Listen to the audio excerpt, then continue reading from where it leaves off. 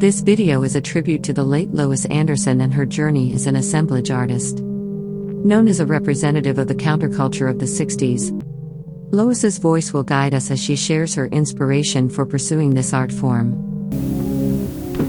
I don't know why I do what I do, but I do know why I do what I do, because it's very fulfilling. I enjoy doing what I do. I've been doing it long enough. There's only one time when I doubted doing it, and that wasn't for very long. It fulfills some deep kind of need to take all these materials of the world, junk, whatever you call it, that I find wherever I go, collect it, and rearrange it into some kind of whole. It's taking matter, whatever it is. It might be someone else's piece of junk, but to me it might fit into some pattern, some design that creates some kind of vision, some larger object comprising all these smaller things. I'm always looking for materials. I never have enough. And I might not use something for 3 or 4 years, and then suddenly it has a purpose to be somewhere where it ends up to be. There is some reason to this. I seem to unconsciously want to make certain kinds of icons or testaments or altars, some kind of testimony to something or other. And it might have something to do with the objects on there, like I'm attracted to Buddhist type objects, Christian, and a lot of religious objects. I don't seem to go for the Pink Panther and Mickey Mouse and Donald Duck. I like anything that resembles some kind of meditative or religious figure. It could have some humor to it too, or some cultural thing. Where this comes from, someone said maybe from my past, probably so. And take all this and create it into some new form. It's a slow process, but it's filled with lots of fun, because I get to go to the flea market and garage sales and rummage sales and constantly look for materials that I'm going to use for that. We're conscious of matter.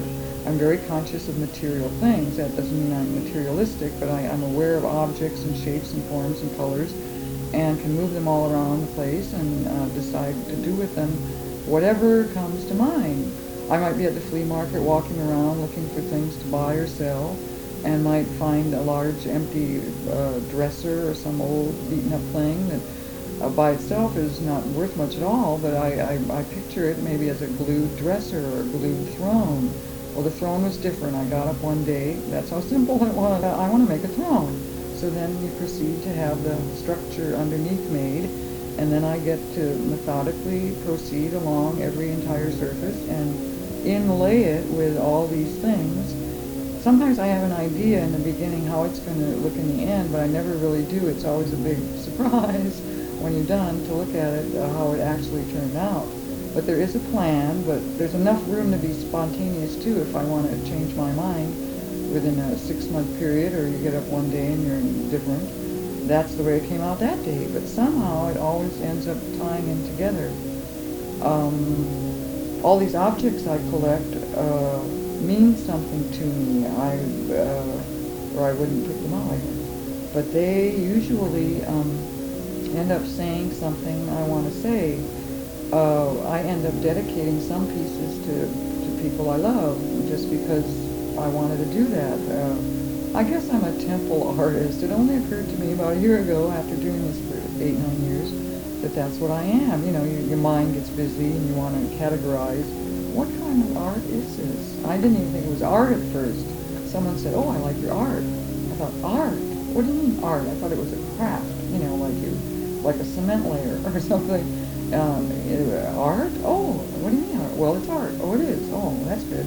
It doesn't matter whether it is or not. It's just, it's somehow, it comes so unconsciously and from such a deep source. Like no one ever taught me how to do this. I just started doing it. I saw a car in Marin County riding around, an old Ford Falcon that a fellow Dickens Bascom had glued, and it kept just imprinting on my brain until the day I got up one day and said, "Oh, I want to do that too." I enjoyed it. It's something I could totally immerse myself in, and the rest of the world is just gone. Bye-bye. See you later.